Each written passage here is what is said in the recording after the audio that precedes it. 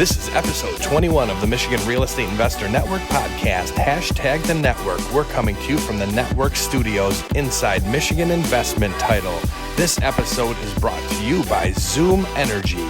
All right, welcome everybody to the Michigan Real Estate Investor Network, hashtag the network online. Today we're going to be talking about marketing and how you found your first deal, or how to get out there and find your first deal, and the different types of strategies you can use. Today with me we've got Blair Clark, Paul Jones, and Mike Aziz. I'm Cara Kennedy, and when you find us online, just remember to share the love. Let's start us off. Who's got some good deals? Blair, I would love to hear your voice. Please go first. Oh, hello everyone. Hello, this is my radio voice. Hello. Yeah, so my name is Blair Clark, and I invest in Macomb County. I live in Mount Clemens. And so I have been real estate investing since about 2016. And I just started networking about a year ago. And so for me, really the best resource for marketing has been networking. Because I've actually received more referrals for leads than I have just like through my straight up marketing that I do. But if we want to talk about like our very first marketing deal that we've ever done, when I first started marketing for Offmarket leads, so my first investment properties, two of them, they were purchased through realtors, and I just did them like old school style through a realtor, holding my hand and doing everything for me. But then when I decided that I wanted to just be a big girl and do my own investment for myself, I started mailing. So I hired a coach, and he taught me everything that he did, and I hired him for a year. And so what he did is he did a lot of cold calls, and he did a lot of mailing. And so for me, I got my first off-market deal because he told me to go after a certain type of lead, and then also go after attorneys that are connected to this lead. So it was a probate leads that I was marketing to at first. And so I was mailing to the potential sellers, and then I was also mailing to the attorneys that were attached to the probate estates. And so my very first deal was through a letter that I sent to an attorney who referred me to his client, and then that's how we did the deal. That's awesome. For the new people that may be listening, can you clarify what off-market means and what probate means? Yeah, that's good. So off-market literally just means you are purchasing a property off of the MLS, the multi-listing system, if I'm saying that right. So you're not, what is multiple listing system? What is that? What does it stand for? Yeah, what does it stand for, Mike? I think it's multiple listing system. Think so? I thought it was service, but Doesn't matter. Hey everybody, let's Google MLS and figure out what that stands for. So an off-market deal means, so that I don't get my acronyms incorrect, this means that you are finding deals off-market. And you're not necessarily using a realtor to find it, and you're not using a realtor to close it. So you do all of the work yourself. You go out and you find the lead, you get the lead yourself under contract, and then you actually close on that property all by yourself. And there's all sorts of people that come into play in the in-between, and maybe you have assistants, and you probably go through a title company, different things like that. So you've got other people that are in the works there, but you're not actually using the realtor to hold your hand, and you weren't looking for a property that was listed, a listed property, so it's unlisted property. And then what probate means is when someone passes away, the majority of the time their estate will go through a probate process, and so all of their the entirety of their estate will fall to an heir, and the heir is usually referred to as an administrator or an executor or something like that. And then so the heir puts together everything, and typically there is some sort of property attached to a probate estate. Not necessarily all of the time, but if there's property attached to that, then the heir might be interested and motivated. They might be what we refer to as a motivated seller to sell you that property in a cash transaction, because perhaps that property, taking care of it and trying to sell it, is more of a burden than a blessing sometimes. And so that's just what it means when you look for a probate lead, is you are just looking for property from someone who has passed away and it has now fallen to an heir, and sometimes that heir is motivated to sell to you off market. Awesome. That's great info. Thank you. All right. Paul, how has marketing helped your strategies? You do primarily wholesaling, right? Yeah, primarily. All right. So, I guess I should introduce myself. Yeah, my name is Paul Jones. Currently a wholesaler and investor in the city of Detroit. And currently in the wholesaling in the city of Detroit and Metro Detroit. So when I first got started doing real estate, I mainly was doing RVMs. That was how I came across my first 2 wholesale deals. And for RVMs, for the people who don't know, it's ringless voicemail.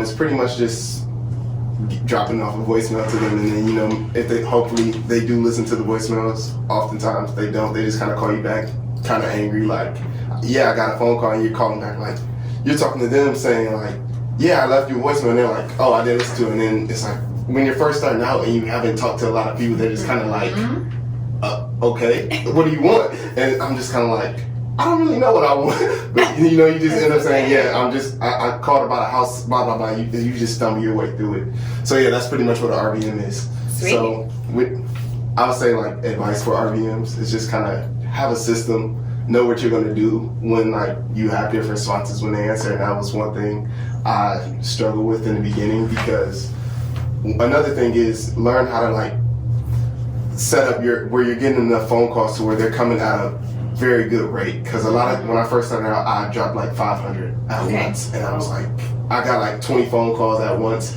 and I got no leads from it. Okay. So I had to cut it back like 500% to where it was doing like 10 a minute, and then getting a phone call every 5 minutes. So that was pretty much how I got my first one, and then I got my second one from that too. Cool. Especially after the second one, it was a really weird day, because I was working with another partner, and then he was like, show me this thing you've been doing, and I was like, oh man, I hope this works out. And it was like the very first call I got back, it turned into an appointment, and then it turned into a deal. Wow. So sweet. That's huge. So for the new people, like, I know nerves is a big thing for everybody. Yeah. You experienced stumbling over those starter calls. What was it like to get those out of the way and grow? It's definitely a mindset thing you go through every day, because it's like you wake up and you're just going into an uncomfortable state every day, and so it's just like learning to deal with those nerves, learning to deal with those little things that people say, and then it's like eventually people say the same thing, so you just gotta learn little tricks and things to just go across those those objections and different reactions. So that's pretty much all it was, just learning the little tricks about talking to people. That's awesome. I love that. All right, Mike, what have you done for marketing? You're primarily in multifamily then? No. Yeah, okay. Mostly into flipping houses. Okay, cool. All right. So my name is Micah Zenith. I've been investing roughly from back in the day until now, probably about 6 years. And back in the day, I flipped a couple of houses and I had a couple of rentals, and then I got out. That's another story. But I got back in about 2014. I did my first flip in Warren. Right off of 12 and Van Dyke, and I found that first deal off the MLS, and then my other 2 deals right after that were found through HUD. And back then HUD would have a pretty extensive inventory of houses, but since 2016, 2017 they've dialed down, and their inventory's been probably about 10% to where they're at. So but HUD was a really good source, and we did really good on those flips, and that was the majority of how I got my first couple. And now everything's through cold calling and referrals and wholesalers, and going through different processes. And I'm starting a system, or I'm in the process of getting something started for me to do everything by myself, or I have a team that I'm trying to build around to do everything else just to get some more deals. That's exciting. Wow. And I think when you specialize in any industry, real estate's a big one. There's acronyms everywhere. Can you tell us a little bit about what HUD is and how you find deals through them? So if you ask me what HUD stands for exactly, I think it's Housing and Urban Development. I think you're pretty good. I think you're right. Thank you for saving me on that one. Because I wouldn't be able to get that one, but thank you. So HUD actually, their properties all come, I think, through the leftovers that a lot of people don't want. And I think they go through a lot of the foreclosures, or anything that gets passed down through like the banks. It all gets sent over through HUD, and they have a website that you can go on there and you can bid. It's a little bit tricky because it's all filled with a certain algorithm, because when the house is first originally put on the website, they have a certain number they can only fall below, and then as it gets older on the website, their number will fall. For the price? Yes. Okay. So you kind of have to know how to adjust to it and when you can go bid, and I think they're kind of like auction.com where they have their own system in the back end that, you know, Sure. bids against you like a little bit. That's neat. But we won't talk about that. Hey, no, that's cool. Yeah, it's great how everybody's got their own strategy. So my start, I guess, I had a full-time job when I got started and was really low on time and eager to get going somewhere. So primarily to get my deal flow going, I was networking in person. So I wanted to treat real estate like a class, like a part-time job. So I mean, I signed up. Yeah, like I worked 2 jobs for a while. So I just signed up for some local groups that have a membership program. And through them, there's seminars once a month. Some of them have workshops. So I would go to those, talk to people like you guys, and see what other people do. And I got some leads through wholesalers, have been able to join someone who needed help on a rehab, and then even heard about somebody who helps you lend money through your IRA, through retirement funds. So different strategies you can get into just by talking to other people and learning what other people do. So I think it's really great, the different avenues you can use to get into real estate. So Yeah, that's what I found with networking is it just really boosts and elevates everything that you're doing. And I like how you said that you treat it like it's an actual class. So I used to be a former teacher, so I'm a fan of education. But when we decided that we really wanted to scale and grow, what we were doing is when we just doubled down and we put our money where our dreams were, I guess you would say, and we actually paid for education. So we actually paid for a few seminars, and we paid for a coach who hired him, and that's when I actually learned how to do anything that it is that I'm actually doing right now. yeah. And then also by networking as well. So paying for the education and then just getting yourself out there and actually treating it like it's an actual education, because whatever it is that you're doing, you had to go through some sort of education or training to do whatever job that you're doing currently today. Yeah. So you just have to look at that. Like, you can't just go online and watch videos on YouTube and listen to podcasts. Those are great ways to supplement whatever it is.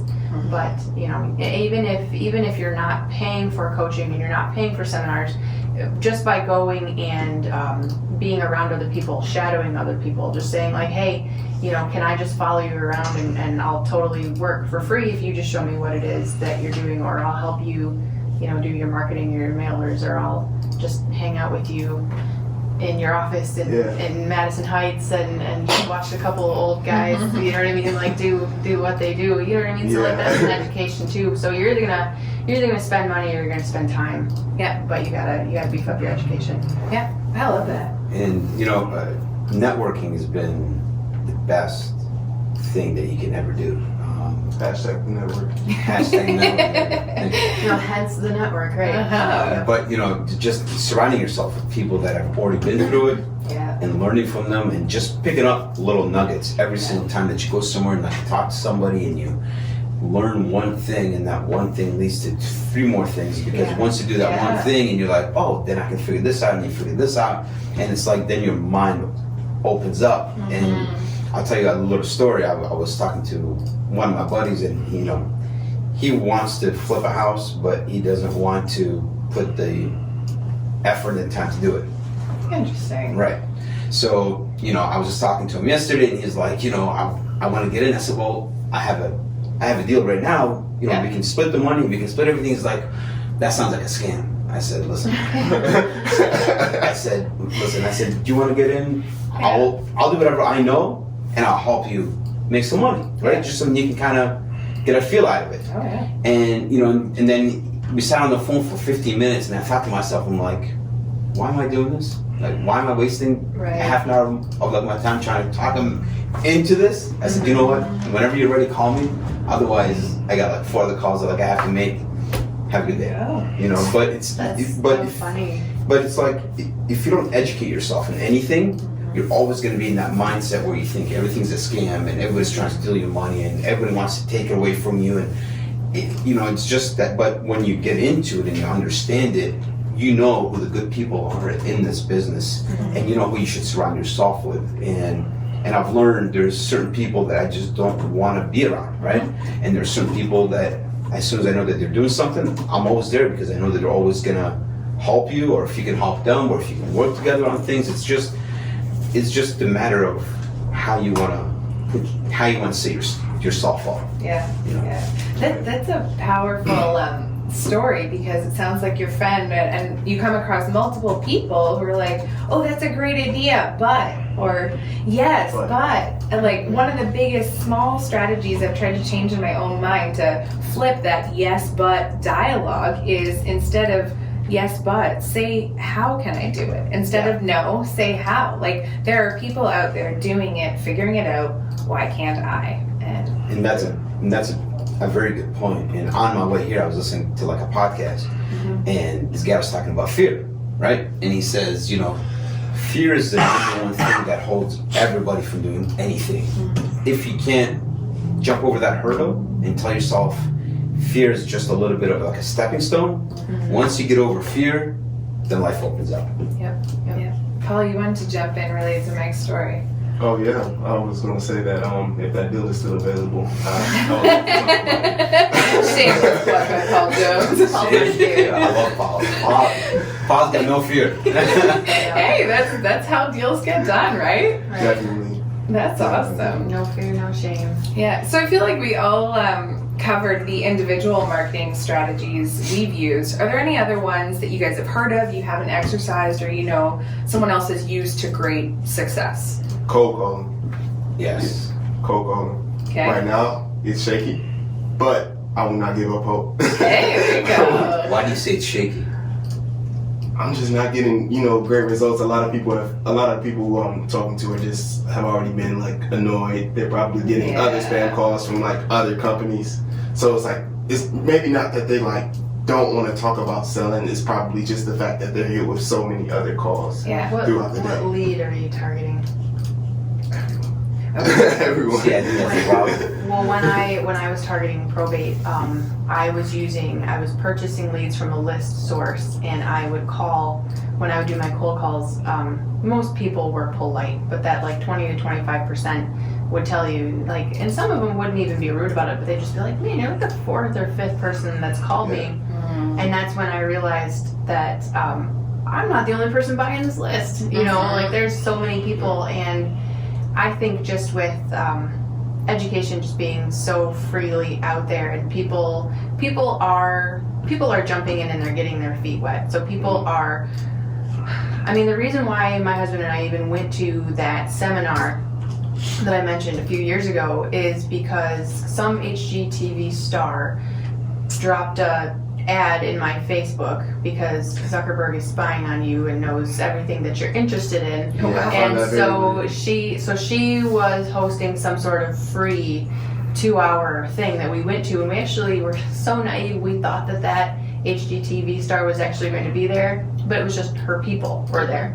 But from that free 2-hour talk, we actually purchased the 3-day weekend, and it was so worth it because we learned it was a broad scope of, these are all sorts of different real estate investing strategies you could use, and then from here, go ahead and pick and choose a few to focus on deeper. So that was great for us because before we went to that seminar, we didn't even know wholesaling was a thing. We didn't even have any idea of what it was.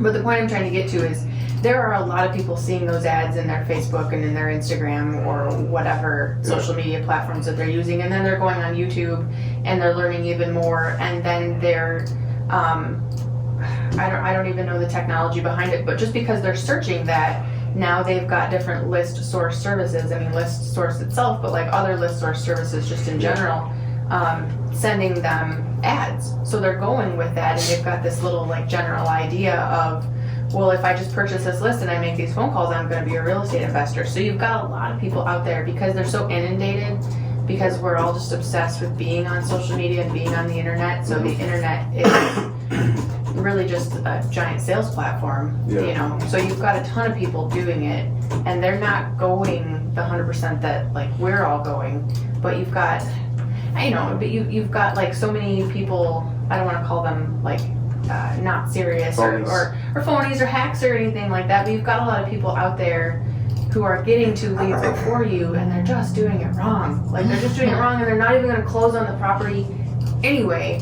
But so I think that that's part of the reason why you're struggling with cold calls is just the thing to do right now. Yeah. It just is, and there's a lot of people out there because you can just pay a few $100s for a list, get it handed to you, make the calls, or pay a few $100s to a list and then have someone else make your calls and kick them whatever. Right. So I think there's just a lot of people out there doing that right now because that really surprised me when I first started making cold calls is people saying like you're the 4th or 5th person who's called me, and I'm like, you just filed your probate paperwork a couple of days ago. Like this just hit the county clerk or assessor's office or wherever it goes. Like the date that shows that they filed this paperwork was just a few days ago. So cool. So I think that's why maybe you're struggling with cold calls, or if you're trying to hit everybody like you said. So probate is really, really saturated, and I know that now. This is completely rhetorical, like I don't know the answer, but what's a lead source that's not oversaturated? Like what's a lead source where you can't just go buy a list? Yeah. You know what I mean? That type of a thing. So It's all competitive. yeah. Well, Yeah. I think it's all competitive in its own degree, exactly. Yeah. And I'm going to tell you, cold calling is great. Yeah. But when you say you cold call everybody, it's almost like dating, right? Mm. Do you go up to every single girl and just talk to her, or do you want a specific person that you want to talk to and really go out with, right? So you have to pick. Oh, See, now we're getting romantic. I love that. Hey, it is pretty right. so, I'll tell you what I did, and it worked out great, is I went jobbing for dollars, Yeah. I skipped trace, Mm-hmm. and then I made the cold calls, and I'll tell you, we got 8 deals in about 2.5 months Wow. That's amazing. of just cold calling, and the And numbers, targeted. yes, Yeah. and the numbers are spectacular. I mean, you That's great. can't beat it. I mean, I can throw you like a number off one of them, but it's all in how you call, how you present yourself, Yeah. and how you do your follow-ups, right? And follow-up is the number one thing to close a deal, because everybody makes that first call, right? Yeah. Because they've got a list of 800 numbers and they're calling. But when somebody's initiating a conversation with you and telling you to call me in February, call me in May, Right. that second call when you call and say, hey, by the way, Mrs. Jones, this is Paul, I talked to you. Now she knows that you're real, right? Now you've kind of got your foot in the door before anybody else. Yeah. When she tells you to call her back again in July, you better call her back in July, Yeah. because that's when you're going to set that appointment and you got to walk through it. And sometimes it takes you 5-6 months to close a deal, but you close it, right? So, but I think a lot of people, what they do is they make that first call, and I was there, somebody tells you go fly a kite, no problem, just hang up, pick up the call, and just do it again, right? And I've been cussed out so many times before, they've talked about my mother and like my wife. Oh, wow. I just gotta tell them, I'm not calling you, I just want to know if you're selling your house. That's it. Yep. It's just pretty simple. So I think once you find a certain niche and you do it, Yeah. you'll find success. Yeah. Guaranteed. Well, that's great sharing. Sir, go Oh ahead. yeah, I was just Yeah. gonna say, it's like when I originally started out cold calling and stuff, is I was doing what you were doing, doing a lot of driving for dollars. I used an app called Landlord that I feel like everybody knows about now. I know about landlord. You don't know about Landlord? Oh man. No. It's, No. So basically, it's an app where you just go on it. You. No, I'm just Oh, joking. I was kind of screaming into the mic. He doesn't Oh, wait. want you to share the secret. I kind of don't like sharing the sauce either. I have a big phone. I hate sharing the sauce. Share the Share the love. Let's just cut this whole part out. Yeah, Landglide is a good app. Go figure it out. earmuffs, you guys. Earmuffs. Yeah. Earmuffs. Go search it. You'll figure it out. It brings great success, and that's all I have to say. Awesome. Well, we should start wrapping up here shortly. Paul, I've got one other question for you. We mentioned lists, and that was an elusive term for me for months. Can you tell us what lists are and where people are finding them, what categories they can be? So lists are just pretty much leads that just list of houses, you know, in certain predicaments. And like you were saying, you know, you can have different sorts of lists. Like they were talking about, you can have probate lists, you can have inherited lists, which are, you know, for people who may have just had lost a loved one and then they're just getting passed down the house. Or, yeah, pretty much probate and inheritance are the same thing. And then, you know, vacant owner. That's just pretty much the main things, like vacant houses. That's just pretty much a lot. You can go hunt down the information yourself, or you can pay someone to provide it to you. So when I first started out, before I hired a list service, I was going to the probate courthouse, and a lot of what we search for is public record. And so probate cases are public record. And they post, in Macomb County, they will post a certain amount of information online, but if you want the full package, you have to go down to the probate courthouse and request it yourself. So it's public record, they have to give it to you, but they give it to you on their terms. So in Macomb County, you are welcome to look at all of the probate court files that you would like to, but they're only going to give them to you 10 at a time. And you can't leave the counter, and you can't take pictures, and so you have to write down all the information. So they will make copies for you for $1 a page, and there's anywhere from like 5 to 25 pieces of paper within each file. So I was going to the probate court, and I just created templates. And I'd have a binder, and it was just a Word document of, these are all the pieces of information that I want to collect while I'm here. So I'm just going through the file, and I'm writing down all the information while I go, and I would go through my 10 files. So my husband teaches high school. He'd get home every day about 3 o'clock. I had to get to the probate court and ask them for these files before 4. And I live in Mount Clemens, and the probate court is like 5 minutes away, so that was convenient. So long as I got there at 3:30, I could get through all my 10 files by the time they were literally like, get out at 4:30. And that was really, really slow, but I don't begrudge that, because it's like when you look back at anything that you were first learning to do, those are like the training wheels days, you know, so you were just learning. And it really made me appreciate when I started purchasing the list through the list source, and other people would complain about how expensive it was. I knew the amount of time that it took to put that information together. So what these list sources are doing is, there's some sort of business that's a hub, and they've hired people, this is my understanding of it, so, you know, feel free, Facebook, to correct me if I'm wrong, but they've hired people to go to county courthouses or assessing offices or wherever this information is housed. They've hired people to go out and collect that lead information and then turn it in, and then they get paid per lead. And so what I was doing, I was spending the time. So instead of spending the time, I was now turning around and spending the money on it. So I was going and collecting my information all by myself, and I could do that about 4 days a week, which means I was collecting about 40 leads a week. And then I was just making my calls and sending my letters. And then once I did my first deal, I just took part of the profit from my first deal, which was a wholesale deal. I just took some money from that, and then I purchased the list myself, and I just considered that like a cost of business. So I spent the time up front first collecting my own information, and then once I had the money, I decided to spend the money and save myself the time. So that's where the information is coming from in these list sources, like I don't even know what you would call it, but say a property that is very not, it's not well kept, that is receiving tickets and things like that. That information is going to be somewhere at some sort of city assessor's office. And you could do a FOIA, a Freedom of Information Act, to collect that information.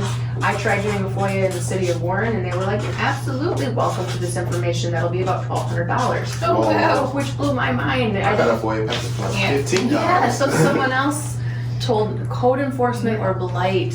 Thank you from the peanut gallery there. So if you go to the code enforcement office or blight office. Yeah, City of Detroit. It's in there. I think it's engineering building. Someone else had told me, they did it.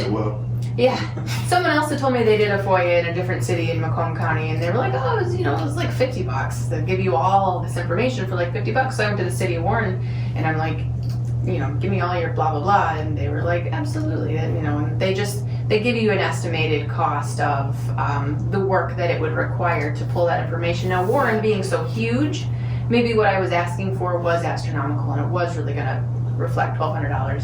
Anyway, the point is all that information is housed somewhere at some sort of city, city building. And county. And a county building. Yeah. And people, they've got their little minions that go out and collect that information, send it into the big list source center, and then the list source center puts it together for you, basically just in a spreadsheet mostly, and then they'll send it to you, whether they send it to you weekly, monthly, but twice a month. Yeah. Anyway, and that costs money. And so if you're seeing the cost of your list and you're like, oh my gosh, you just got to understand that's taking the person who's actually going to that office collecting that information, that's taking them hours, and they're only getting paid per lead. And Wow. So anyway, that's long story short, that's where the information comes from in the first place. So you can either spend the time or you can spend the money on building your own list or just having someone put it together for you. Yeah, and that makes it accessible to people, almost any place in their life. So Right. that's a good takeaway from that. This brings us to the close of our episode today. So we want to close with golden nuggets. What do you guys have that you want to share that help people get motivated, get started, and keep them going? Don't give up. Keep listening. I stole mine. Keep networking and talk to people, and you'll be successful. Love it. Paul, what do you got for us? I would say that confidence is knowing the result of a situation before you even go into it. So I would say when talking to sellers and going into networking events, going into networking events with a goal, or going with a mindset knowing that I'm going to leave with the phone number of someone who's going to help me on a future deal. Cool. I'm going to leave with that contractor's phone number. I'm going to leave with that investor's phone number. And then you'll just automatically have the confidence that it's like, I know that I can do it. Yeah, love it. Cool. I think, since Mike stole my golden nugget, I was going to say don't give up. Because it's hard in the beginning to not give up. You got to understand that it takes several months sometimes. You got to front load a lot of energy. But mine, I think I would just kind of elaborate on what Cara said about treat it like it's an education. Like really just step back and understand that if you're going to jump into real estate investing and you want to make it your career now, or you want to make it your side hustle, whatever it is, just understand that whatever it is that you're currently doing took time and training and education to get there, and just treat it very seriously. And like I said, you don't necessarily have to pay for education, but you do have to spend something on your education. So you're either going to spend money or you're going to spend time. And then also, don't be afraid of humble beginnings, and don't be afraid to fall on your face. As long as you're falling forward and not backward, you're good. Love that. Love that. Awesome. Well, my golden nugget as a recovering procrastinator, mine is to start. Thank you. It's been a journey. Mine is just to start and have a vision of where you want to go at the end, but be able to accept within yourself that that trail is going to change and you're going to have a lot of zigzags, but starting and failing forward and persisting, that's key. Anything you want to be good at is going to take time, so just get your feet out the door and get going. Awesome. Yeah, thank you everybody for being here today. If people want to keep Sarah. in touch with you, how can they contact you? Go ahead, Mike. My cell phone number is 248 Oh, you're giving up personal. 421-2998, or you can reach me on my Facebook page. It's just look up Micah Aziz and you'll see my face plastered on Facebook. Yeah, I can't promote myself like Mike, not the personal number. You can reach me at Facebook at Paul Jones. I'll likely be the one in the blue shirt. Nice. Don't ever change your profile picture. Never. Anybody 20 years later, I'm still gonna be the same 19-year-old. 16-year-old picture. I'm not as elusive as Paul Jones. You can just give me a call or a text, 586-663-5065. You can send me an email, clark@trinityinvesting.net, not .com, .net, because I couldn't get that domain name. And you can also find me on Facebook or Instagram, just Blair Clark. Awesome. And I'm Cara Kennedy. You can find me on Facebook under Cara Kennedy, or my new phone number, 313-444-TOP1. That's 313-444-8671. Thank you, everybody. Can you clarify how to spell Cara Kennedy? Oh, sure. Because C. I looked you up and I had so much trouble. I was like, K-C. Yeah, it's Cara with a C. C-A-R-A, Kennedy, K-E-N-N-E-D-Y. Yeah, thanks everybody for being here today, for your time, for joining us online. You can find us on social, hashtag the network. We're the Michigan Real Estate Investor Network, and remember to share the love. We hope you found a lot of value in today's show. If there's anything we mentioned and you missed it, don't worry. We take all of the notes, and you can find them at michiganreinetwork.com/episodes. If you want to meet any of today's guests in person, you can usually find them at a hashtag the network meetup in Metro Detroit. You can find all about the network at www.michiganreinetwork.com. By the way, if you're new, hit that subscribe button so you don't miss any future episodes of this show. This brings us to the end of another episode of Hashtag the Network Roundtable Podcast. And as always, share the love.